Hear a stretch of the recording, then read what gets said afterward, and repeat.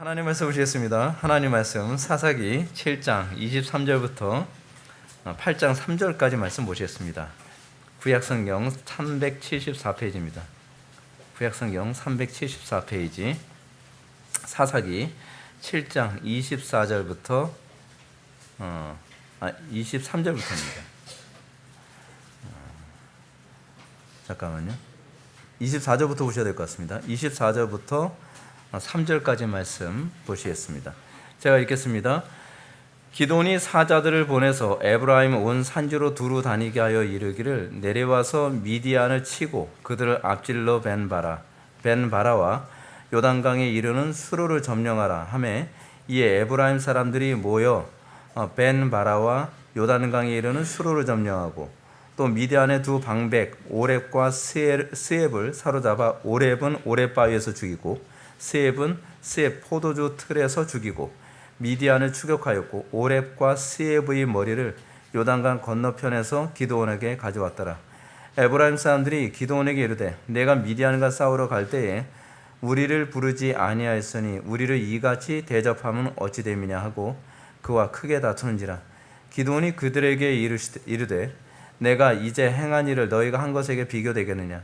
에브라임의 끝물 포도가 아비에셀의 만물 포도보다 낫지 아니하냐. 하나님이 미디안의 방백 오렙과 스엡을 너희 손에 넘겨주셨으니 내가 한 일이 어찌 능히 너희가 한 것에 비교가 되겠느냐 하니라. 기드온이 이 말을 하매 그때 그들의 노여움이 풀리니라. 아멘. 이 시간은 사사기 28번째 강의가 되겠습니다. 부흥이 시작될 때라는 제목으로 하나님 말씀 증거하도록 하겠습니다. 부흥이 시작될 때 한 나라의 흥망성쇠를 쥐는 중요한 키가 있습니다. 그것이 뭐냐면 국민을 어떻게 하나로 묶을 것인가에 관한 문제입니다.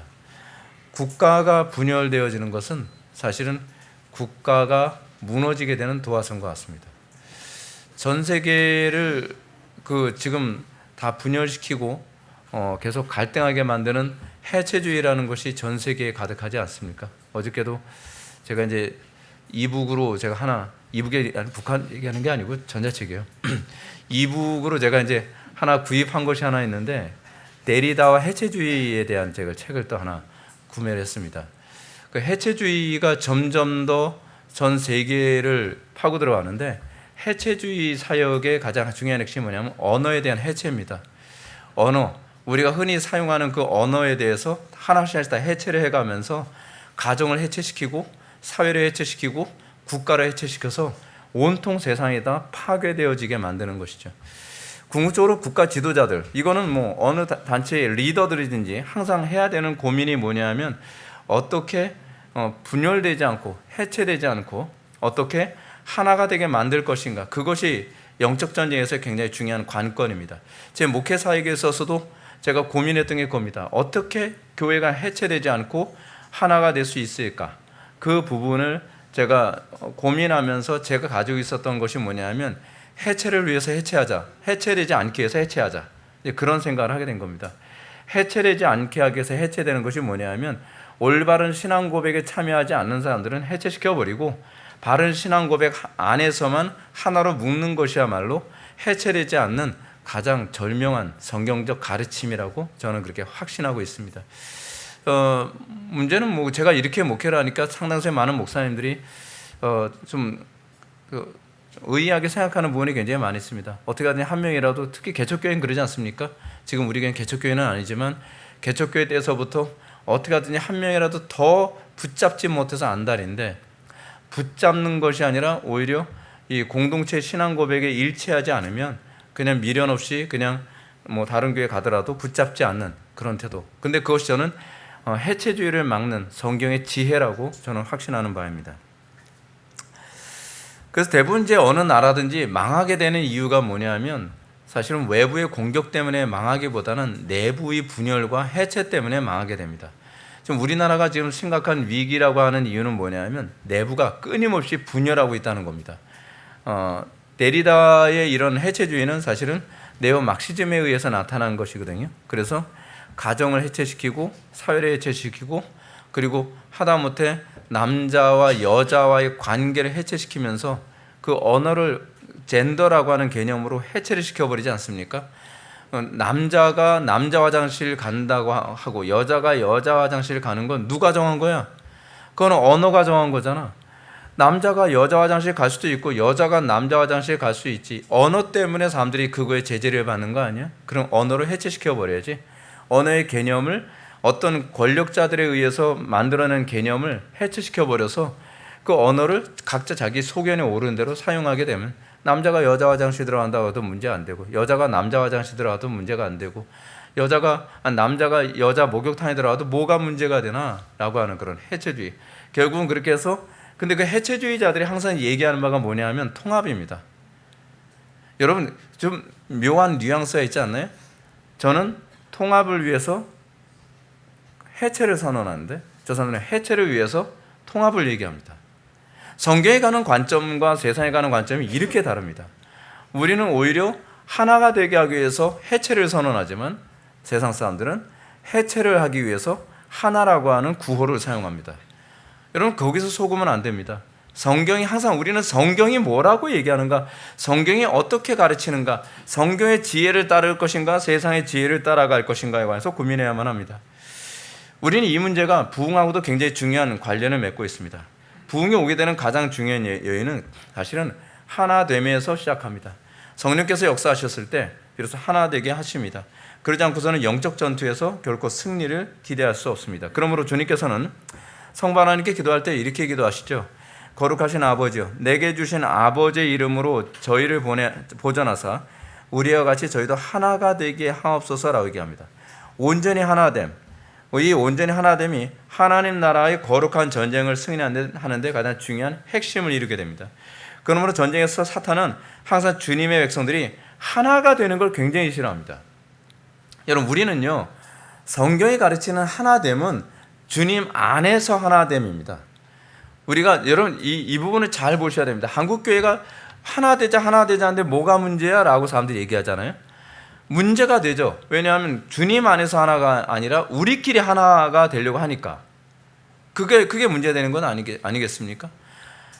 그걸 우리는 뭐라 하냐? 그걸 바벨탑이라고 얘기하는 겁니다. 진리 때문에 하나가 돼야 되는 거예요. 여러분 교회 왜 옵니까? 진리 때문에 와야 되는 것 아닙니까? 근데 교회를 사람들이 찾아오게 만드는 이유를 그리스도 때문에 또는 진리 때문에 오는 것이 아니라 뭐 때문에? 재밌어서 하나가 되는 거예요. 교회가 뭔가 나한테 이익을 주니까 하나가 되는. 미국의 그 이민교회들 같은 경우는 어떻게 해요?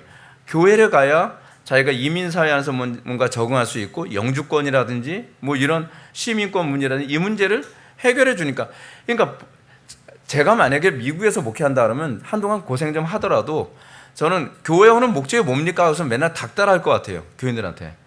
여러분 그 영주권 때문에 우리 교회에 오신 분들 있으시면 그 기대하지 마시면 다른 교회 가보세요. 다른 교회에서 영주권 신경 쓰는 교회 많으니까 그게 찾아가세요. 아마 그럴 겁니다. 그래서 한동안 배 좀 골아가면서 고생 좀 하겠죠. 저는 교회가 오늘날 교회가 가지고 있는 문제가 뭐냐면 정체성을 상실해 버렸어요. 도대체 사람들이 교회에 왜 오는지에 대한 그 부분부터가 불분명한 겁니다. 교회에서 그거 가르쳐야 되거든요. 교회 오는 이유가 뭡니까? 그럼 그리스도 때문에 오는 거예요. 이거 너무나 당연한 얘기인데 당연한 얘기를 이렇게 해야 된다는 것 자체가 웃기는 거 아닙니까? 근데 교회에 오는 이유가 뭐 어떤 자매 이뻐서 자매 보고 싶어서 어떤 형제 뭐 있어서 형제 보고 싶어서 야 내가 때려쳐라 이러려면 우리가 오는 이유가 뭡니까? 우리가 그리스도 때문에 와야 되는 거 아닙니까? 진리 때문에 와야 되는 거 아닙니까? 하나님을 예배하고 싶어서 와야 되는 것 아닙니까? 근데 교회가 이제 이런 부분부터 정체성 자체부터 흔들리니까 한국 교회가 소위 부흥 그리고 교회의 그 영광 기대할 수가 없는 거죠. 주님께서 말씀하신 것처럼 그리스도 안에서 저희도 하나가 되게 하옵소서 이것이 우리의 기도가 되어야만 합니다. 그래서 사탄이 어떻게 하든지 교회를 무너뜨리기 위해서 뭐예요? 할 수만 있다면 하나가 되지 않도록 하기 위해서 수단과 방법을 가리지 않습니다. 수단과 방법을 성도들 사이에서 시기와 질투로 분열되게 하고 서로 오해하게 만들고 감정 상황에서 분열되게 만들고 이 본질적인 것과 비본질적인 것 이거 구분 못해 가지고서 이 본질적인 것 가지고 하나가 돼야 되는데 비본질적인 것 가지고 하나가 되게 만들고 본질적인 거 지키자고 얘기하다면 이것 때문에 교회가 분열되어진다고 난리고 참 답답한 거죠. 근데 여러분 신앙생활 안에서 여러분들 계속 그걸 훈련해야만 합니다. 뭐냐면 어떤 문제가 발생했을 때 우리는 모든 걸 가질 수 있다고 생각하면 곤란합니다.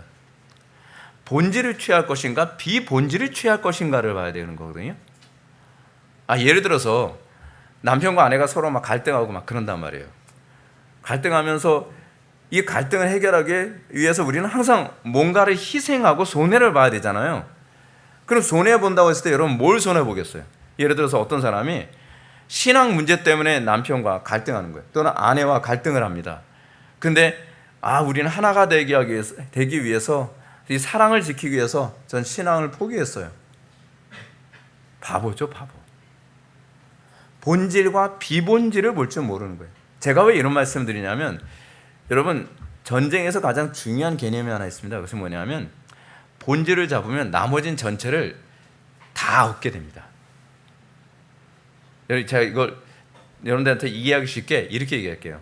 바둑으로 얘기할게요. 제가 뭐 바둑 잘 줄 줄 모르는데 저는 오목밖에 될 줄 모릅니다. 오목도 잘 못 둬요. 근데 바둑을 두는 방법 중에 하나 뭐냐면 본질과 비본질을 볼 줄 아는 거거든요.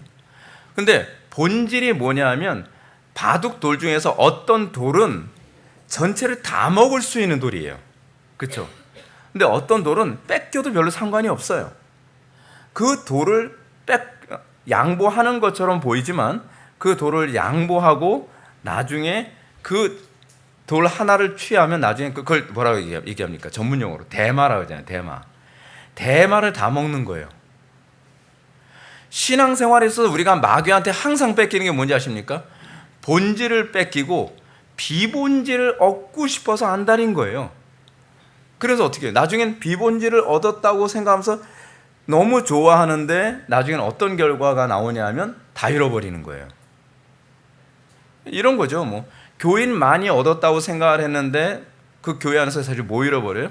경건을 잊어버리고 그리고 그리스도를 잃어버린다고 한다면 마귀는요, 교회 안에 사람들이 바글바글해도요 전혀 스트레스 안 받습니다. 마귀가 정말, 제가 전략적으로 목회하고 있다는 거 여러분 아시죠? 우리 교회 안에서 그리스도만 잃지 않는다고 한다면 사실은 적게 모인다 하더라도 나중에는 우리가 이기게 되어 있다는 걸 제가 믿기 때문에 그렇습니다. 가정 안에서도 그렇고 직장 안에서도 그렇고 국가에서도 그렇고 그렇습니다. 여러분 우리나라 국가의 좀 문제가 뭔지 아십니까? 통합이라는 미명하에 이념을 포기해버리는 거예요. 자유를 포기하는 거예요. 헌법을 포기하는 거예요. 정신을 포기하는 거예요. 그러면 사실은 모든 걸 다 잃습니다. 가정에서도 그렇고 직장에서도 그렇고 교회에서도 그렇고 사회에서도 그렇고 국가적으로도 그렇고 여러분들이 정말 지혜로운 사람인가 어리석은 사람인가를 가늠할 수 있는 가장 중요한 시금석은 나는 본질에 집중할 줄 아는 사람인가 비본질에 만족해하는 사람인가에 관한 문제입니다. 사탄은 이렇습니다. 아주 비본질적인 거 우리에게 던져주고 우리가 그것에 좋아서 힘이 드러내면서 히치기치 웃고 있는 모습 보면서 아주 통쾌하게 생각을 합니다. 그러면서 모든 걸 다 뺏는 거죠. 다 뺏는 겁니다. 그래서 교회가 항상 고민해야 되는 것이 뭐냐면 본질 안에서야 하나를 우리가 추구하고 있는가에 관한 문제입니다. 사실 이 싸움 가지고서 우리 교회가 치렀던 것이 20년을 이 싸움을 한 겁니다. 이거 쉽지 않습니다. 이걸 지켜낸다는 얘기가요. 그렇게 해서 여러분들 하나됨이 얼마나 그 위대한 영광과 승리를 보게 되는가. 우리가 기드온 전쟁을 계속적으로 살펴보고 있습니다. 기드온 전쟁에서 여러분 핵심이 무엇입니까? 하나님께서는 기드온에게 몇 명으로 추리도록 하셨습니까? 3만 5천 명도 사실은 적은 숫자인데 3만 5천 명보다 사실은 하나가 되는 300명이 더 강한 겁니다. 테르필레 전투라고 있죠. 그 300 영화, 그 배경이 되는 거. 여러분 300 영화가 아니라 그 300 영화의 배경이 되는 그 테르모필레 전투의 승리 핵심이 뭡니까? 하나됨에 있는 거거든요. 하나됨. 사실은 그 당시에 페르시아 군대는 10만이 넘은 거로 제가 알고 있습니다. 엄청나게 많은 군대가 그 그리스, 테르모필레가 사실 지역 이름이거든요. 그리스 아테네의 북쪽으로 올라가게 되면 바로 위쪽에 테르모필레라고 하는 곳이 있습니다. 거기서 그리스의 스파르타의 군대와 그리고 페르시아 군대와 전쟁을 하게 된 거거든요. 근데 그 300명이 한 몸처럼 움직입니다. 한 몸처럼 움직였기 때문에 승리할 수 있었던 거예요. 지금 한국 교회가 자꾸 규모 얘기하고 덩치를 얘기하는데 이거야말로 자살골입니다. 여러분, 덩치가 크다는 것은 하나의 중요한 단점을 염두에 두고 있는 겁니다. 뭐냐면 둔해진다는 거예요. 덩치가 클수록 둔해지기가 쉽습니다.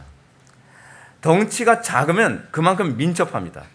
근데 덩치가 커도요, 민첩하게 움직이는 방법이 있죠. 온몸이 근육이 되면 민첩해집니다. 덩치가 크다고 해서 무조건 다 둔해지는 게 아닙니다. 농구 선수들 보면은 진짜 덩치가 큰데도 굉장히 민첩하지 않습니까? 그 이유는 뭐냐면 그게 군살이 아니라 다 근육이기 때문에 그렇습니다. 교회도 그런 방식으로 커지는 것은 별 문제가 되지 않습니다. 우리가 지난 시간에 기드온과 300명의 용사들이 용감하게 14만 5천 명을 대상으로 밤에 항아리와 횃불을 가지고 기습적으로 공격을 해서 적들을 싸워서 이기는 장면을 봤습니다. 여러분, 그 300명이 나가서 싸우는데 누군가가 밀고 한다면 여러분 어떻게 되겠습니까? 사실은 그 영화 300에서도 이제 그런 장면이 나오는데, 그 스파르타 군대가 페르시아 군대하고 전쟁을 할 때 300명의 군대가 그렇게 잘 싸우다가도 나중에 패배하게 된 건 배신을 때리는 사람이 한 명이 생기는 바람에 사실은 패배를 하게 된 거거든요. 근데 이 기드온의 300명의 군사들이 만약에 배신을 해서 누군가가 정보를 사전에 밀고를 했다든지 뭐 이런 일이 생겼다고 한다면 그 전쟁은 100% 졌을 겁니다. 근데 이 300명의 기드온의 군대가 전쟁터에 나가서 일사불란하게 한 몸처럼 움직입니다. 두려워 떨지 않고. 여러분, 교회가 가야 되는 게 그렇게 가야 되는 겁니다. 제가 목회사를 하면서 제일 힘들 때가 어떤 때냐면, 평안할 때는 모릅니다. 근데 어려움이 있을 때 그 어려움 가운데에 두려움에 떠는 사람들, 또는 하나님 말씀대로 절대 복종하겠다라는 그런 태도를 갖고 있지 않은 사람들이 공동체 안에 문제를 일으키기 시작하면 그 내부 분열을 잠재우는데 모든 에너지를 다 쏟습니다. 거기서 외부 전쟁하고 이길 수가 없어요. 근데 이 기드온의 300용사들은 외부 군사들과 싸우는데 전혀 주저함이 없습니다. 아무도 두려워하지 않습니다. 300명의 나팔을 불 때 여호와께서 그 온 적군으로 동무끼리 칼날로 치게 하심으로 적군이 동맹하여 스레라의 베시다에 이르고 또 답밭에 가까운 아벨 무올라의 경계에 이르렀으며 아주 일사불란하게 전쟁이 일어나게 됩니다. 300명의 군사들이 전혀 두려워하지 않고 한 몸처럼 움직이는 거죠. 하나님의 주권적 역사가 전쟁에 반전을 가져옵니다. 근데 하나님께서는 이 일을 하신 데 있어서 지혜롭게 하십니다. 우리는 믿음이라고 하는 부분을 자꾸 지혜를 배제하고 생각하는 경향성이 있거든요. 근데 그렇지 않습니다. 하나님이 하시는 일은 다 지혜롭습니다. 믿습니까? 왜냐하면 하나님의 존재 방식 자체가 지혜예요. 그분이 지혜로우시기 때문에 하나님의 하시는 일을 어리석다라고 생각하면 곤란합니다. 오히려 우리 성경은 이렇게 얘기합니다. 하나님의 가장 어리석음이 인간의 지혜로움보다 훨씬 지혜롭다고요. 믿음이라고 하는 부분이 지혜를 배제하는 거라고 생각하는 것은 성경을 잘못 이해하고 있고 하나님을 오해하고 있는 겁니다. 그래서 이런 전쟁의 반전이 있게 되자 승리의 흐름을 보고 동조하는 동조자가 나타나기 시작을 합니다. 23절 말씀 다 같이 한번 읽어보실까요? 23절입니다. 다 같이 읽겠습니다. 시작.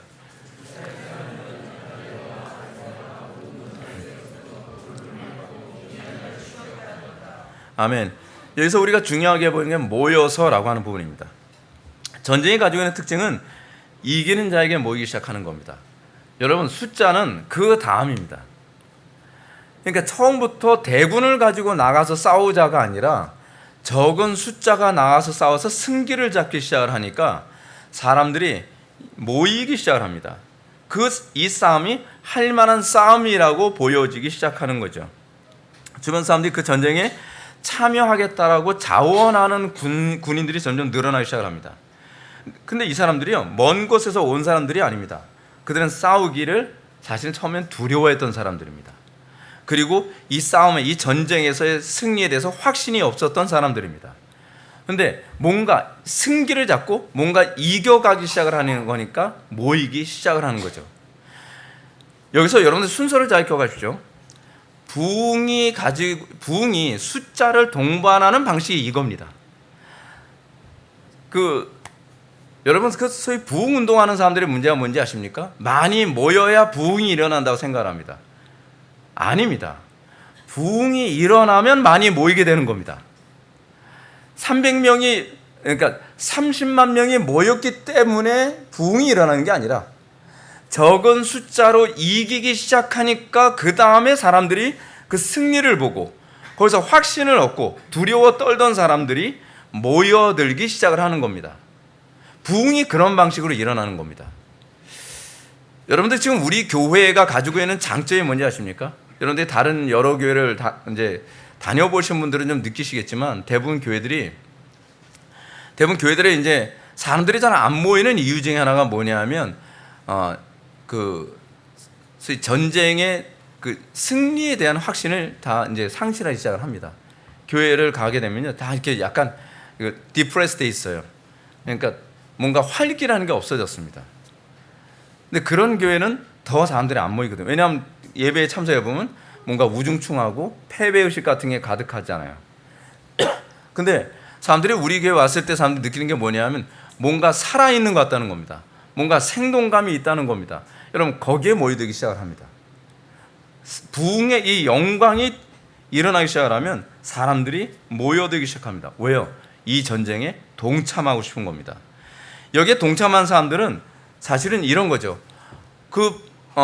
처음에는 두려워서 참여하지 못했던 사람들, 또는 내가 하나님 나라의 거룩한 전쟁에 참여하고 싶지만 기회가 없어서 헌신하지 못했던 사람들, 뭐 이런 사람들이죠. 근데 이런 사람들이 마치 소식을 듣고서 여기저기서 군인들이 모여드는 것처럼 부흥은 그런 식으로 일어나게 됩니다. 흥미로운 게 뭐냐면 그런 식으로 자원하여 전쟁하고 싶은 사람들이 그런 교회에 모여들기 시작하면서 그 영적 군대가 더 강화되잖아요. 강화되고 나면 그 다음에 일어나는 일이 뭐냐면 그 강화된 사람들이 불신자들을 전도하는 일로 가면서 부흥이 불이 붙기 시작을 하게 되는 겁니다. 부흥은 두려워하던 사람들에게 용기와 소망을 줍니다. 또 몰라서 헌신하지 못했던 십자가 군병들은 부흥의 소식을 듣고 그 전쟁에 참여하기 위해 먼 곳에서도 모이기 시작을 합니다. 중요한 것은 정해야 된 사람들의 헌신을 통해 부흥이 일어나기 전에는 이런 지원 군대들을 전혀 기대하기 어렵다는 사실입니다. 지금 우리 교회가 지금 여러분 지금 이 본문이 우리 교회의 이 시점을 너무 설명을 잘해주고 있습니다. 지금 우리 교회가 지금 어느 시점에 있는지를 굉장히 잘 보여주고 있는 거죠. 우리 교회가 지금 있는 시점이 바로 이 시점입니다. 우리 교회는 마치 300명으로 시작한 전쟁을 하고 있는 군대와 같습니다. 근데 이 군대가 하나씩 전쟁에서 승기를 잡고 조금씩 점령하고 있는 것을 사람들이 알게 되면서 나도 그 싸움에 동참하고 싶다, 나도 이런 싸움을 원한다라고 하는 사람들이 소식을 듣고 전국에서 사방에서 사람들이 모여들게 되는 거 아니겠습니까? 여러분 마치 이거 사업적으로 얘기합시다. 이 주식도요, 뭔가 활력이 있고 성공 가능할 만한 회사에다가 사람들이 투자를 하지 뭔가 안 될 것 같아. 그러니까 회사가 덩치는 큰데 뭔가 분위기가 안 되는 것 같다고 생각해 보십시오. 그럼 누가 거기다가 주식 투자하겠습니까? 안 하죠. 좀 작은 회사란다 하더라도 뭔가 흐름을 타고 있고 뭔가 이 성공할 것 같다라고 하는 확신을 줄 때 사람들이 주식에 돈을 투자하고 그러면서 그 회사가 갑자기 커지는 건 아니겠습니까? 이게 사실은 영적인 원리이기도 합니다. 자, 그러면서 이제 어떤 전쟁의 승리를 통한 어떤 노획물을 얻게 되나 한번 보시기 바랍니다. 24절과 25절 말씀 보시겠습니다. 기드온이 사자를 보내어 에브라임 온 산지로 두루 행하게 하여 이르기를 내려와서 미디안 사람을 치고 그들을 앞질러 벳바라와 요단에 이르기까지 나루턱을 취하라 하매 이에 에브라임 사람들이 다 모여서 벳바라와 요단에 이르기까지 그 나루턱을 취하고 또 미디안 두 방백 오렙과 스웹을 사로잡아 오렙은 오렙 바위에서 죽이고 스웹은 스웹 포도주 틀에서 죽이고 미디안 사람을 추격하고 오렙과 스웹의 머리를 가지고 요단 저편에서 기드온에게로 나오니라. 여러분 이 상태까지 가는 데는 상당히 많은 모험과 믿음이 필요합니다. 여러분들이 우리 교회에서 신앙생활하는 건요 사실은 이게 세속적인 표현을 상해서 진짜 행운입니다, 사실은요. 왜냐하면 커진 교회가 아니라 커져가고 있는 교회, 그리고 뭐 앞으로 커질지 모르겠는데 뭔가 일이 진행되어지고 있는 교회를 보면서 얻을 수 있는 교훈이 상당히 많습니다. 그러니까 우리 교회가 여기까지 오기 위해서요, 숨고르기를 하는 데에서 시간이 엄청 많이 걸렸습니다. 상당수의 사람들이 확신을 얻지 못합니다. 과연 이 교회가 그렇게 될까? 과연 이 교회가 하나님께서 강력하게 쓰시는 교회가 될까? 근데 그거를 사람들이 확신하지 못하니까 중도의 사람들 교회를 떠나거나 안 될 거라고 생각하고 뭐 이렇게 외면하는 사람들이 점점 많아지죠. 근데 지도자는 그렇습니다. 지도자는 내가 가는 방식이 성경에 분명히 약속된 길이고 이 길에 대해서 확신하고 있다면 이 교회가 어느 위치까지 갈 때까지는 남들이 어떻게 얘기하든 인내하면서 거기까지 갈 때까지 인내하는 법을 배워야만 합니다. 상당수의 많은 사람들이 거기 골에 도달하기 전에 많은 사람들이 믿음을 포기하죠. 아, 성경대로 안 되나 보다. 제가 요즘에 그 여러 전도사님들이나 목사님들을 만나서 또는 신학생들을 만나서 대화를 하면서 얻는 굉장한 즐거움이 뭐냐면 이겁니다. 성경대로해서 안 되는 줄 알았는데 우리 회복의 교회 보니까 성경대로 되더라라고 하는 겁니다. 저는 우리 교회가 가지고 있는 중요한 장점이 그거라고 생각합니다. 패배의식에서 많은 사람들을 구출해낼 수 있다는 겁니다. 안 된다는 게 아닙니다. 성경대로 해서 안 되는 것이 아니라 우리가 성경을 제대로 믿지 않는 것이 문제입니다. 성경대로 하면 됩니다. 그런데 성경대로 하는 건 항상 전제가 있습니다. 인내를 많이 해야 돼요. 인내를 많이 해야 돼요. 어느 정도까지요? 죽을 때까지 인내해야만 합니다. 원래 부활이라고 하는 것이 언제까지 인내하는 겁니까? 그 못질 한쪽 단, 잠깐, 너무 아파서 안 됐어. 더 이상 인내 못하겠어. 그럼 거기서 부활을 우리가 경험할 수 없잖아요. 죽는 그 순간까지 인내하는 겁니다. 죽으면 죽으리라. 에스더의 고백처럼 말이죠. 그 가운데에 하나님께서 당신의 살아계심을, 그 영광을 드러내면서 그러면서 교회가 다시 서게 되는 거죠. 그러니까 많은 후배 목사님들, 전사님들 또는 신학생들하고 대화를 나누면 그 부분에서 교훈을 되게 많이 얻습니다. 아, 인내하면 되는구나. 끝까지 믿으면 되는구나. 그겁니다, 여러분. 그것이 여러분들의 가정에서도 그렇고, 여러분들 직장 생활하는 데 있어서도 그렇고, 여러분들 사회생활하면서도 저도 좀 인내했는데요. 제가 어떤 분하고 대화를 나누는데 그런 얘기합니다. 그렇게 어려움 있으면 이제 기도로 끝장 보셔야죠. 기도 안 한 게 아닙니다. 근데 기도 안 한 거 아닙니다. 그러면 제가 좀 답답한 게 그겁니다.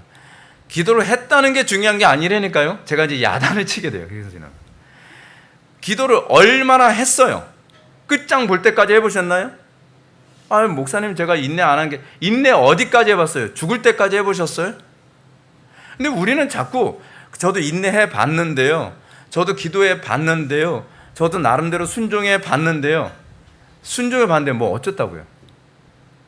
성경이 우리들에게 요구하는 순종은요, 끝까지 순종이에요. 성경이 우리들에게 인내하는 건 끝까지 인내하는 거예요. 성경이 우리들에게 요구하시는 기도는 끝까지 응답이 올 때까지 기도하는 겁니다. 근데 대부분 거기서 포기하는 거죠. 그러니까 신앙생활을 어떻게 해요? 뭐 성경대로 해도 안 되던데요. 성경의 문제인가요? 내 신앙의 문제인가요? 성경 탓하지 마십시오. 그건 믿음이 없어서 그런 겁니다. 말 그대로요. 성경이 정확무한 하나님의 말씀이라고 이런 데 믿어진다면요, 끝까지 가게 되어 있습니다. 끝까지 믿게 되어 있습니다. 열매가 안 나타나는 게 이상한 거지, 요즘엔 그렇잖아요. 열매가 맺는 게 신기한 거예요. 아니, 사과나무 심어서 사과나무가 열매 맺는 게 정상 아닙니까? 근데 우리는 사과나무 여보 열매가 생겼어. 아니, 열매가 생기는 게 당연한 게 아니에요? 근데 우리는 요즘엔 그렇잖아요. 교회 안에서 열매가 나타난 게 신기한 거예요. 그러니까 이게 얼마나 잘못 가고 있는지, 정상적인 거 보면서 그게 신기하다고 그러는 겁니다. 우리가 인내하고 하나님께서 원하시는 그 수준까지 가게 됐을 때 하나님께서 부흥을 허락하시면 그 부흥은요, 한순간에 폭풍처럼 오기 시작을 합니다. 부흥의 영광이 임하게 되면 사람들이 부족할 정도로 사람들이 몰려들기 시작을 합니다. 그게 교회에서 안에서 나타나는 부흥의 특징입니다. 왜냐하면 하나님의 영광이 임하면 짧은 시간에도 엄청나게 많은 일을 하게 되기 때문에 그렇습니다. 여러분, 지금 우리 교회를 보게 되면 교회 규모는 작지만 하는 일이 점점 늘어나게 되죠. 점점 더 많은 일을 하게 됩니다. 근데 많은 일을 하게 되면 좀 걱정이 되죠. 하나님, 일이 좀 많아지는데 어떻게 하면 좋습니까? 뭐 어떻게 하겠냐, 하나님께서 보내주십니다. 안 보내주시면 그 정도까지만 하면 되는 겁니다. 무리해서 할 필요가 없고, 또 더 필요하다면 때로는 우리가 지혜를 짜내기를 원하시는 것일 수도 있습니다. 이렇게 부흥이 올 때 어떤 현상이 나타납니까? 오늘 본문을 보면 평소에 두려워해서 엄두도 낼 수 없었던 적의 장소 오렙이라는 뜻이 뭐냐면 까마귀라는 뜻입니다. 스엡은 뭐냐면 일이라는 뜻이에요. 그러니까 오렙과 스엡이라고 이게 진짜 이름이 그런 건지 아니면 이게 별명인지는 모르겠어요. 근데 적의 장소, 과거에는 엄두도 못 냈던 오렙과 스엡을 그냥 한 방에 골로 보내는 일이 생깁니다. 이와 마찬가지로 부흥의 영광이 임하게 됐을 때 과거에 도무지 불가능했다고 하는 죄의 권세가 깨지는 것을 보게 되고, 더 이상 안 될 것이다 생각했던 가정이 회복되어지고, 저 인간은 절대로 바뀔 수 없을 거라고 했던 그런 사람이 한순간에 바뀌는 역사가 나타나는 겁니다. 그래서 우리는 부흥의 영광에서 흥분하게 되죠. 흥분하게 됩니다. 그래서 여러분들의 가정의 문제, 직장의 문제, 캠퍼스의 문제, 자녀 문제, 국가 위기, 이것이 부흥을 통해서 정말 믿어지지 않을 정도로 놀라운 회복의 역사가 나타나게 됩니다. 근데 문제가 뭐냐 하면, 이렇게 교회를 통해서 하나님의 부흥과 영광의 회복의 역사가 일어날 때, 여러분들 우리 교회 나오시면서 가정이 회복되거나, 여러분들 삶이 회복되거나, 여러분들 직장이 회복되거나 그랬을 때, 그때가 제일 위험한 때라는 거 알고 계십니까? 그때 긴장하셔야 됩니다. 그때 적들의 공격을 대비할 수 있어야만 합니다. 사단이 가만히 있겠습니까? 사단이 오 좋겠다, 나도 응원해 줄게, 그러고 있겠습니까? 어떻게 하든 이걸 무너뜨리려고 애를 쓸 게 아니에요. 여러분들, 은혜가 임한다고 했을 땐 그만큼 적들의 공격도 만만치 않게 우리에게 도전해 올 거라는 것도 예상하고 있어야만 합니다. 그것이 영적 전쟁에서 좀 더 노련한 사람들에게 나타나는 특징이죠. 그러면 기드온 전쟁에서 나타난 이 치명적인 위기가 뭐였습니까? 8장 1절을 보면, 에브라임 사람들이 기드온에게 이르되 내가 미디안과 싸우러 갈 때 우리를 부르지 아니하였으니 우리를 이같이 대접하면 어찌 비냐 하고 크게 다투는지라. 내부에서 무슨 일이 벌어졌습니까? 크게 다투는 일이 생겨야 됩니다. 크게 다투는 일. 교회가 뭔가 으쌰으쌰하고, 교회가 뭔가 변화가 일어나기 시작하고, 교회에서 어떤 역동적인 부흥의 역사가 일어나게 됐을 때 교회 안에서 다툼이 일어나는 걸 이상하게 생각하지 마십시오. 그 안에서 사단이 역사하고 있는 겁니다. 근데 문제는 뭐냐면, 거기서 내가 다투는 데에 한 역할을 감당하는 사람은, 그 사람은 불행한 사람인 거죠.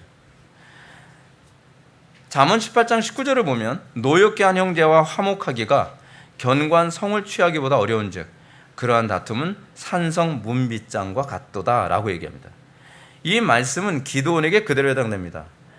기드온이 이 전쟁에서 승기를 잡기 시작을 하니까, 여러분, 형제가 어떤 그 전쟁에서 이기기 시작하니까 다른 형제들이 야 잘한다 막 격려해줘, 박수 쳐주는 게 아니라 어떤 일이 생깁니까? 자꾸 깎아내리고, 특히 우리나라 사람들은 이게 유난히 강합니다. 전 세계에서 시기 질투라든지 이게 가장 강한 게 이 대한민국 사람인 것 같아요. 다 똑똑하거든요. 다 똑똑해요. 그래서 우리나라 속담에 이제 이런 말이 있죠. 모난 돌이 먼저 맞는다. 무슨 얘기인지 여러분 아시겠습니까? 이게 돌이 이렇게 모난 부분 있잖아요. 그럼 그걸 깎느라고 그 모난 부분부터 이렇게 깎아내잖아요. 그런 식으로 뭔가 교계 안에서 또는 교회 안에서 또는 사회 안에서 사람들한테 주목받고 좀 박수 받기 시작한다 그러면 이제 그놈이 이제 타겟이 되는 겁니다. 그래서 저놈도 뭔가 문제가 있을 거야. 그래서 계속 공격하고 깎아내리고 시기하고 모함하고 이런 일이 계속 일어납니다. 그 임진왜란 때 이순신 장군 우리 외할아버지, 그 이순신 장군이 그래가지고서 얼마나 힘들었습니까? 그렇지 않아요? 튀니까 계속 내리밟는 거예요. 계속 내리밟는 거죠. 근데 이건 인간의 본성이 그래요. 뭐 민족성이라는 소리는 여러분 하지 마십시오. 민족성을 결정하는 건 종교가 결정하는 겁니다. 혈통이 결정하는 게 아닙니다. 이건 제가 하는 소리가 아니라 프란시스 셰퍼가 한 소리입니다. 민족성을 결정하는 건 종교가 결정합니다. 우리나라 사람들에게 이런 모습이 있는 이유가 뭐예요? 사실 우리나라 사람들이 기독교적인 세계관이 밑바탕에 별로 없고 어떤 토속 신앙 그런 것이 여전히 밑바탕에 깔려 있기 때문에 그렇습니다. 서구 사람들이 우리나라 사람들보다 더 뛰어나서 그게 없는 게 아닙니다. 그 사람들에겐 기독교 세계관이 그 문화가 기독교 정신이 이미 유럽과 미국 사회, 그러니까 영어 문화권 안에 그게 많이 보편화됐기 때문에 그런 부분이 많이 억눌려져 있게 된 거죠. 그런데 이 부분에 관해서 이 문제를 해결하지 못하면 이 부흥이 한순간에 사그러들고 맙니다. 교회가 뭔가 쭉 뻗어서 하나님의 일을 하게 되어진다라고 생각할 때 이 시기와 질투가 이 공동체 전체를 함락을 해버리잖아요. 그러면 전쟁은 거기서 끝나는 겁니다. 여러분 여기서 한번 보십시오. 에브라임 사람들은 맨날 전쟁터에 안 나가면서 전쟁터에 나와라 그럼 난 못 나가겠는데 지문 뭐 책임질래? 뭐 그때 내가 죽으면 너 책임질 거야? 책임도 못 지는 게 나 안 나가 이렇게 얘기하던 게 에브라임이거든요. 근데 보니까 상황 보니까 기드온이 거의 승기를 잡았어요. 승기를 잡고 나니까 어때요? 그 영광을 내 거로 삼고 싶은 거거든요.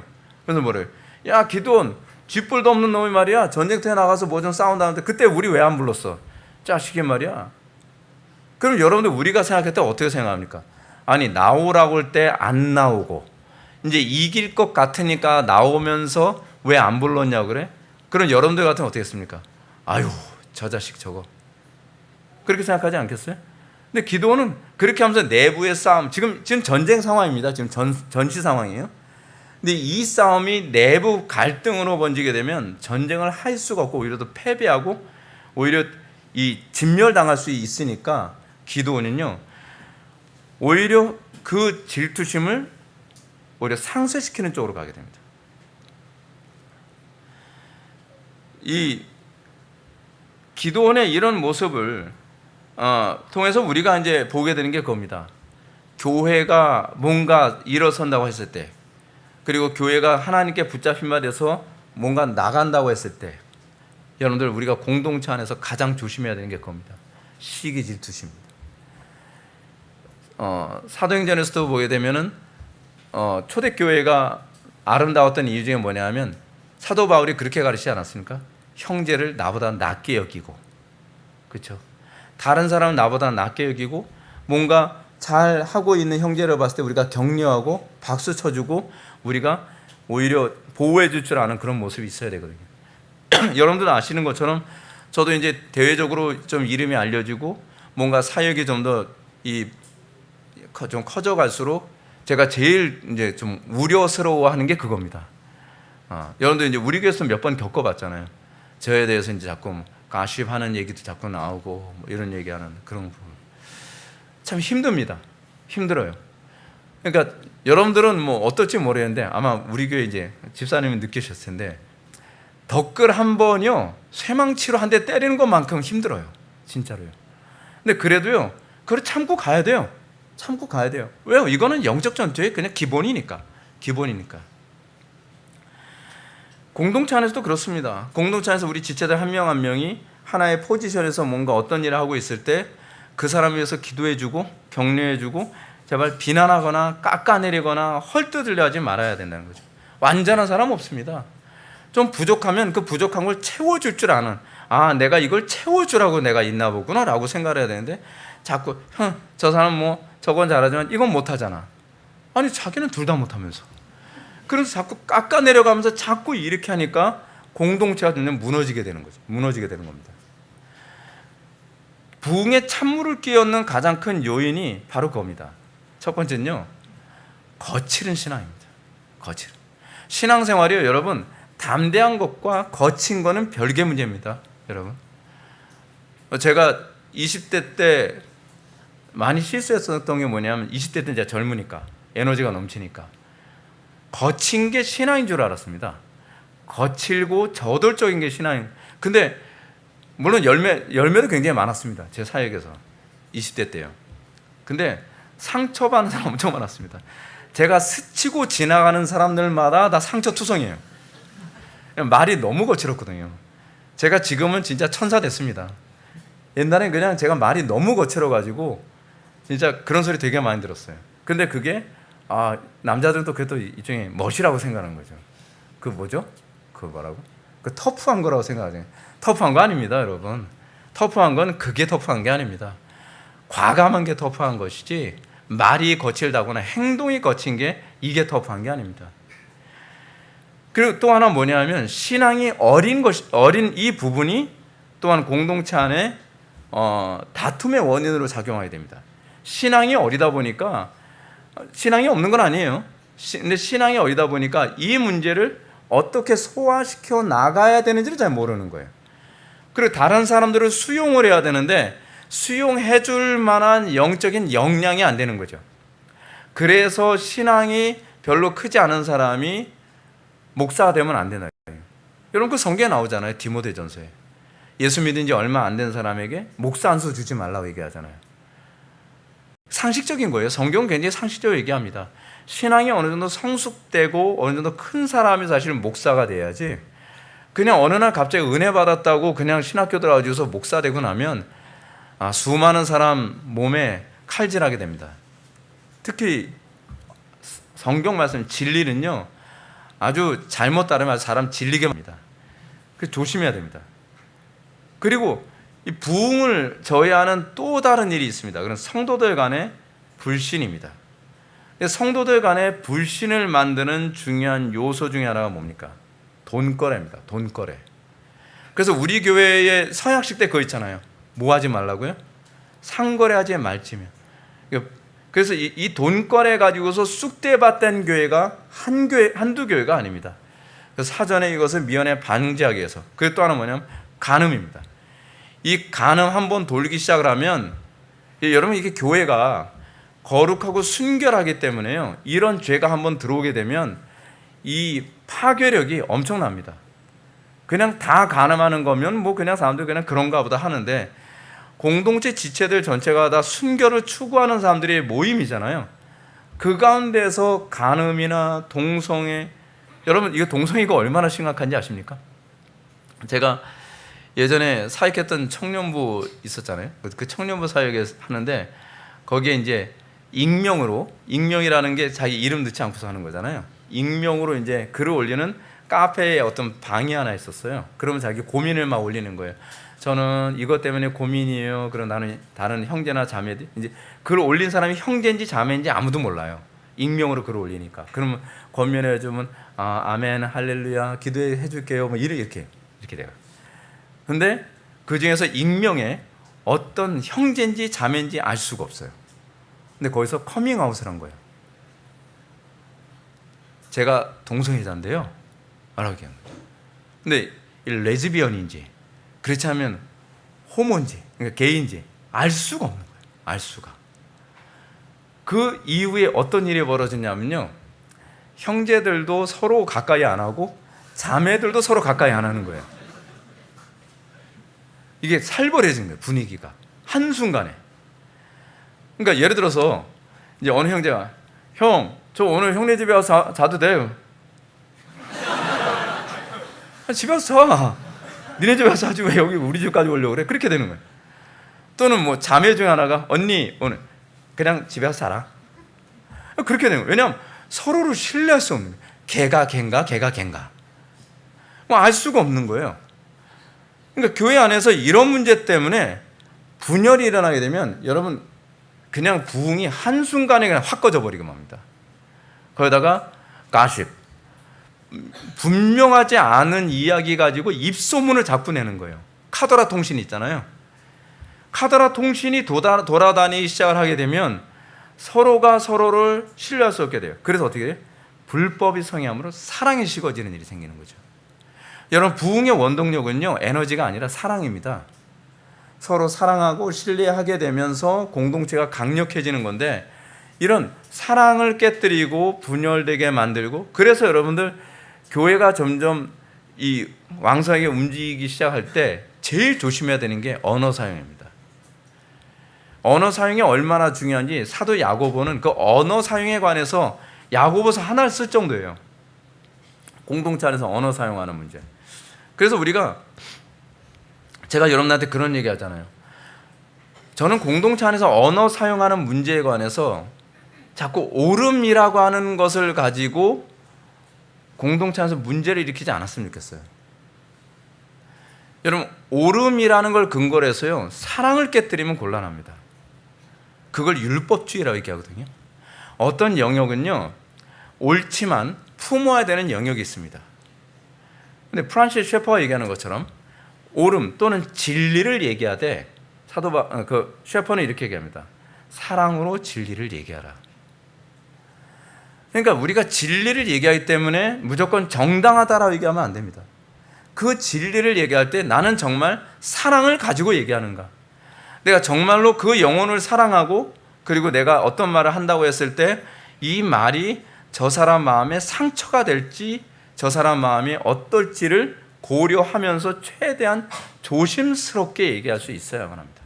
여러분, 그게 성숙한 성도들입니다. 그게 성숙한 거죠. 자, 그럼 기도원은 이 문제를 어떻게 해결하는가? 기도원이 어떻게 말을 했는가를 한번 보시기 바랍니다. 8장 2절과 3절 보면 이렇습니다. 기도원이 그들에게 이르되, 에브라임 지파를 얘기하는 거죠. 기도원이 그들에게 이르되 나의 이제 행한 일이 너희의 한 것에 비교되겠느냐?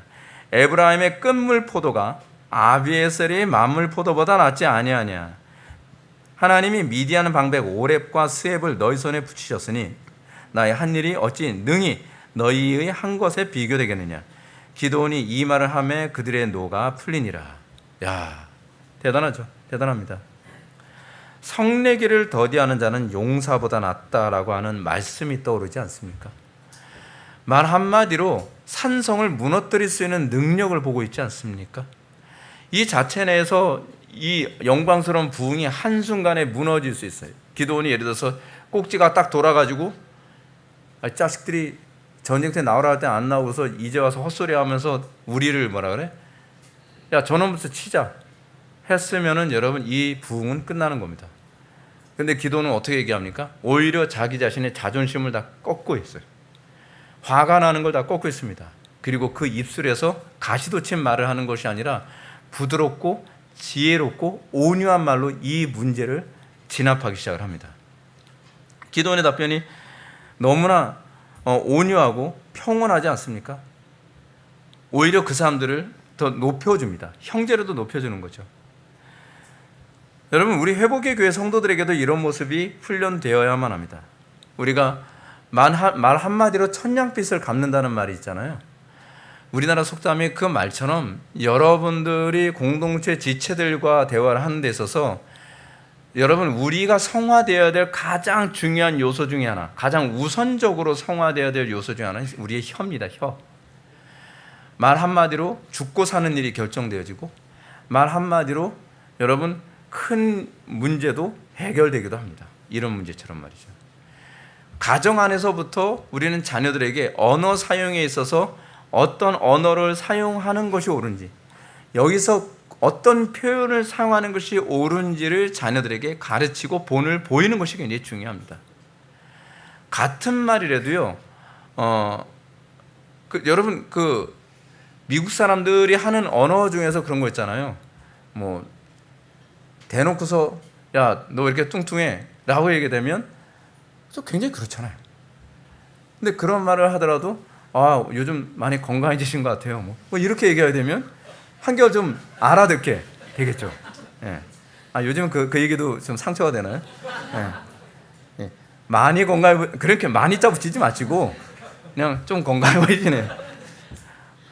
그러니까 우리가 이제 그런 거 있잖아요. 공동체 안에서 남편과 아내와의 관계 안에서도 그렇고 부모와 자녀와의 관계에서도 그렇고 이 가정 안에서 먼저 언어 훈련이 되어야 되는 거거든요. 같은 말 하나도 굉장히 거칠지 않고 부드럽고 지혜롭고 그리고 덕이 되는 언어를 사용하는 것. 근데 여러분, 기독교 국가일수록 언어 사용이 그렇다는 거 여러분 알고 계십니까? 제가 요즘 미국 문화를 제가 많이 아는 건 아니지만 미국의 언어도 보니까 욕이 많이 늘기 시작을 하더라고요. 예. 그래서 제가 그러니까 짧은 영어 하나씩 배우다 보면 아니 왜 이렇게 말이 거친가? 그러니까 할렘가에서나 쓰는 언어들이 헐리우드 영화에서 되게 많이 나오잖아요. 근데 우리나라는 여러분 훨씬 심합니다. 우리나라 언어는요, 이제 욕이 안 들어가면 뭐 의사소통이 안 되는 것 같아요. 그 정도로 욕이 다 들어가요. 근데 여러분, 일본 같은 경우에는 욕이 거의 없잖아요.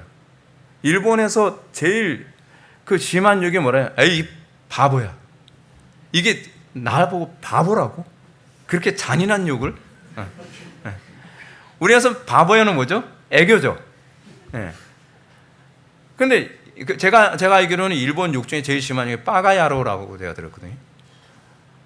그럼 일본 사람들은 빠가야로 들으면 야마돌죠. 근데 우리나라 언어는 얼마나 심한지 욕이 잔인하고요, 그리고 음란하고 아주 진절머리 날 정도의 그런 언어들을 사용합니다. 근데 여러분, 교회 안에서부터도 언어가 순화되어지고 공동체 지체들과의 관계 안에서도 상대방들에게 오해 살지 않을 정도의 언어를 지혜롭게 해야 됩니다.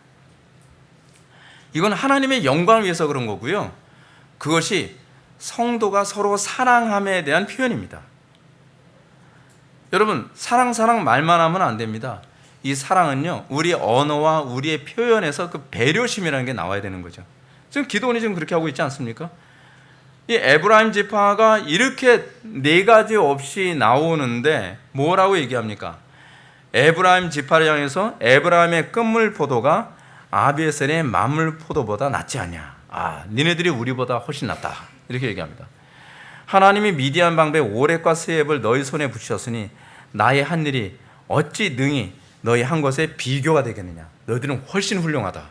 그 모든 공적을 에브라임 지파에게 다 돌려주고 있는 이런 표현을 사용합니다. 진짜 뱀처럼 지혜롭고 비둘기처럼 순결한 거죠. 어느 시대인지 사탄은 끊임없이 우리들 하여금 공동체를 분열시키기 위해 다투는 자를 만듭니다. 이 다툼의 핵심에는 항상 언어 사용이 거기에 들어가게 되죠. 여러분들, 우리가 사단한테 이용당하지 않도록 조심하십시오. 어떻게 하든지 우리가 하나님 나라 영광 위해서 하나님께 쓰임받는 사람이 되어야지, 마귀에게 쓰임받는 사람 된다는 것은 이건 안타까운 일 아니겠습니까? 우리가 이 부분을 극복하지 못한다고 한다면, 또는 이 부분에 대한 훈련이 되지 않는다고 한다면, 하나님께서 우리에게 거룩한 부흥을 주신다 할지라도 이 싸움이 만만치 않을 겁니다. 만만치 않을 겁니다. 제가 목회 사역하면서 제일 힘든 게 뭐냐면, 교회가 뭔가 20년 사역 안에서 그런 일이 되게 많았어요. 교회가 뭔가 돼가는 것 같고 막 역동적으로 움직이기 시작하면 여기저기서 내부에서 복작복작 계속 이런 얘기. 진절머리가 나는 게, 진절머리가. 그게 오히려 외부의 공격보다 훨씬 치명적이고 훨씬 다루기가 어렵습니다. 기도는 에브라임 사람들의 가증됨에 대해서 대응하기보다 오히려 더 높이 평가해주고 자신을 낮추는 겸손을 보였던 겁니다. 따라서 이 기도원이 덧붙여 말하기를, 아까 했던 얘기를 다시 한번 얘기하면 이렇습니다. 하나님이 미디안 반백들을 너희 손에 붙였으니 너희 많은 군사들이 그 큰 인물들을 죽일 수 있었다. 그러나 겨우 300명 군사밖에 안 되는 우리가 어찌 니네들의 공적을 따라갈 수 있겠냐, 이렇게 얘기하고 있는 겁니다. 야, 여러분들은 어떻게, 우리는 야 니네들은 그렇게 많은 군대 가지고 이렇게 죽였잖아. 우리는 300 가지고 저렇게 많이 죽였어. 우리는 오히려 그렇게 얘기하기도 좋지 않나요? 근데 기도는 정반대로 영광을 형제들에게 돌리고 있는 겁니다. 자기를 부인하고 있는 거죠. 자기 부정으로 표현하고 있는 겁니다. 그렇습니다. 현대 교회는 자꾸 부흥이라고 하는 개념을 하나님의 영광보다는 자기 영광에 더 초점을 맞추려고 하다 보니까 얼마나 많이 모이느냐 가지고서 부흥했다 안 했다라고 얘기하는 경향성이 상당히 많이 있습니다. 근데요, 여러분, 교인 수는 부흥과 아무 관계가 없습니다. 숫자는 부흥의 결과일 뿐이지 숫자가 많아야 부흥이라는 게 아닙니다. 상당수의 목사님들이 착각을 하고 계신 게 이겁니다. 교회가 부흥이 일어나려면 일단은 더 많이 전도해야 된다는 거예요. 더 많은 사람들이 교회 안에 채워져야, 그래야 부흥이 일어난다는 겁니다. 저는 그렇게 생각 안 합니다. 두세 명이 주의 이름으로 모인 곳에 주님께서 함께 하신다고 그러지 않으셨습니까? 두세 명이 주의 이름으로 단단히 모이고 그 안에서 은혜가 충만하면 그 다음에 하나님께서 사람들을 보내주시면서 눈두덩이처럼 불어나는 겁니다. 예를 들어서 여러분들, 눈사람 안 만들어 본 지 오래되셨죠? 눈만 가지고서 눈을 뭉치면 여러분 눈사람 크게 못 만든다는 거 여러분 아시죠? 어렸을 때 이제 눈사람을 만드는데 이제 그냥 눈을 뭉쳐 가지고 이렇게 굴리잖아요. 굴리면 어느 정도 덩치 되면 그냥 반으로 쪼개집니다. 왜냐하면 그 안에 뭐가 없어 그래? 심이 없어 그래. 심이. 그래서 우리는 그 눈사람 만들 때 뭐로 시작하죠? 연탄부터 시작하죠. 연탄에다가 눈을 말기 시작을 합니다. 그러면 점점 연탄 중심으로 눈이 모여들면서 그 눈사람이 덩치가 점점 커지죠. 이만하게도 만들 수 있는 거예요. 근데 눈으로만 뭉치게 되면 한 요 정도 사이즈 되면 서로가 응집력이 떨어져 가지고 그냥 깨져버리고 말아요. 신앙생활에서도 그렇습니다. 신앙생활에서요, 얼마나 많이 모이느냐에 초점을 맞추면 반드시 깨집니다. 그럼 반드시 깨집니다. 공동체 안에 정말 여호와 하나님만을 경외하는 그 소수의 사람들이 하나의 구심체처럼 응집력의 근원으로 작용을 해야만 합니다. 그래서 그 사람들 중심으로 그 신앙을 본받고 싶어하는 사람들이 모여들면서 교회가 점점 덩치가 커져가는 거죠. 초대교회가 그렇게 큰 거 아닙니까? 초대교회가 하나님을 경외하는 사람들 중심으로 모여들었기 때문에 그만큼 힘이 있었던 것 아닙니까? 한국교회가 숫자가 많아도 힘이 없는 이유가 뭐냐면 그냥 연탄 없이 눈으로만 뭉쳐놓은 겁니다. 그러니까 어려운 일이 생기면 어떻게 해요? 그냥 쪼개지는 거죠. 그냥 부서지고 마는 겁니다. 지금 한국교회가 큰 일을 해야 되고 큰 전쟁을 수행해야 되는 상황 가운데 있습니다. 그런데 애석하게도 대형교회들일수록 무기력합니다. 대형교회들이 무기력한 이유는 뭐냐 하면 그리스도라고 하는 그 구심점을 중심으로 해서 모인 신자들의 모임에 의해 자연스럽게 늘어난 것이 아니라 그리스도 없이 그냥 눈덩어리만 뭉치면서 덩치만 커졌기 때문에 그렇습니다. 부딪히는 게 무섭죠. 부딪히는 게 무섭습니다. 부딪히면 쪼개지거든요. 왜냐하면 속에 아무것도 없으니까. 우리 공동체가 조금씩 점점 커져가고 있을 때 여러분들이 항상 신경 써야 되는 게 이겁니다. 우리의 중심에는 그리스도가 있는가? 우리의 중심은 신앙으로 모이는가? 우리의 대화의 중심은 그리스도인가? 아니면 세상적인 것인가? 그리스도가 우리의 중심에 있지 않다고 한다면 어려움이 생겼을 때 그 실체가 드러나게 됩니다. 여러분들의 가정도 그렇습니다. 여러분들 가정에 그 중심에 그리스도가 있는가? 아니면 그냥 우리끼리 그냥 행복한가? 여러분 우리 주변에 그런 사람들 되게 많이 있습니다. 뭐 예수님 안 믿어도 우리 가정 행복한데요? 예수님 안 믿어도 우리는 너무 좋아요. 그럴까요? 어려움에 한번 부딪혀 보십시오. 어려움에 부딪혔을 때 어려움을 돌파해낼 수 있는 가정인가? 그렇지 않은 거 어려움 때 그냥 쪼개지는 가정인가? 그리스도가 중심이 됐을 경우에는 어려움이 커도 그 믿음 안에서의 그 가정이라고 하는 공동체는 얼마든지 큰 문제를 해결해 나갑니다. 그런데 그리스도 중심, 믿음 중심으로 하나가 되지 않고 그냥 우리끼리 행복하고 우리끼리 맨날 커피 마시고 우리끼리 맨날 여행 다니고 우리끼리 맨날 캠프 치고 다니고 그것 때문에 우리가 서로 하하호호하면서 서로 이 가정의 유대관계를 다졌다. 어려움 생기면 그때 한순간에 폭망합니다. 지금 우리 교회가 지금 가는 방향을 잘 보십시오. 우리 교회는 항상 저는 목회를 그렇게 합니다. 현재 얼마나 많은 성과를 내느냐가 아니라 앞으로 어려움이 와도 이겨낼 수 있는 교회가 되느냐에 저는 관심이 있습니다. 제가 계속적으로 우리 교회를 위해서 기도할 때 저는 그렇게 기도합니다. 하나님, 우리 교회 성도들 한 명 한 명이 안전하게 해주시고 우리 교회 성도들 한 명 한 명이 주님 오시는 그날까지 거룩하게 보존될 수 있게 해주옵소서. 그게 제 기도 제목 중에 하나예요. 우리 공동체는 거기에 초점이 맞춰져서 항상 아름답게 세워지는데 초점을 맞춰야 됩니다. 그러기 위해서 저는 정말 간곡히 부탁하고 싶은 것이 뭐냐면 우리의 언어가 더 성화되길 바랍니다. 왜냐하면 사탄은 언어를 통해서 교회를 붕괴시키거든요. 여러분 해체주의 공부 조금만 해보면요, 언어를 통해 모든 것을 해체시킬 수 있다는 것을 사단이 얼마나 잘 아는지 알 수 있습니다. 해체주의는 사실 언어거든요. 언어 구조주의. 우리가 그 언어를 나는 과연 정확하게 성경대로 사용하기에 훈련되어지고 있는가를 좀 생각하시고, 그 언어를 통해서 우리가 더욱더 하나님께 영광을 돌리고 이웃에게 사랑을 실천할 수 있게 되기를 주님의 이름으로 축원합니다. 기도하시겠습니다. 사랑이 많으신 하나님, 우리가 오늘 이 시간 기도원의 영적 전쟁하는 모습을 통해서 정말 하나님 나라의 부흥이 공동체 안에 하나됨에 있음을 다시 한번 또 돌아보게 되었습니다.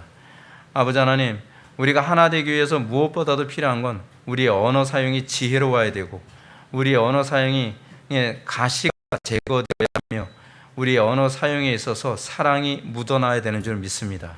주님의 몸된 교회가 정말 이 사랑으로 하나가 되고 그리스도 안에서 하나가 되고 진리 안에서 하나가 되므로 앞으로 오게 되지 수많은 어려운 문제가 있더라도 넉넉히 이겨낼 수 있는 교회가 되게 하여 주옵소서. 예수님의 거룩하신 이름으로 기도 올려옵나이다. 아멘.